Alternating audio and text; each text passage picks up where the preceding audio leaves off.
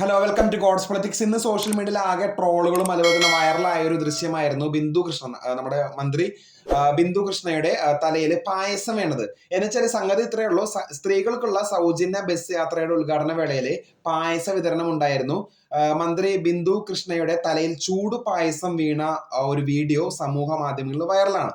Priyadarshini bus പദ്ധതി ഉദ്ഘാടന ചടങ്ങിനിടെയാണ് ഈ ഒരു സംഭവം ഉണ്ടായത്. കൊല്ലം KSRTC ഡിപ്പോയിൽ വെച്ച് നടന്ന ചടങ്ങിനിടെയാണ് സംഭവം.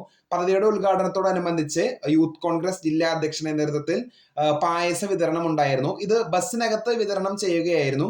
ആ ഒരു ചൂടുള്ള പായസമായിരുന്നു മന്ത്രിയുടെ തലയിൽ വീണത്. പെട്ടെന്ന് ഒപ്പം നിന്നവരൊക്കെ തലയിൽ തട്ടി ആ ഒരു ചെറിയൊരു പൊള്ളലിൽ നിന്നും മന്ത്രിയെ രക്ഷിക്കുകയായിരുന്നു.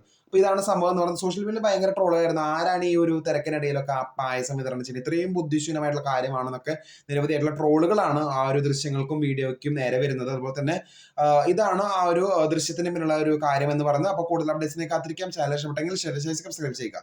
Thank you.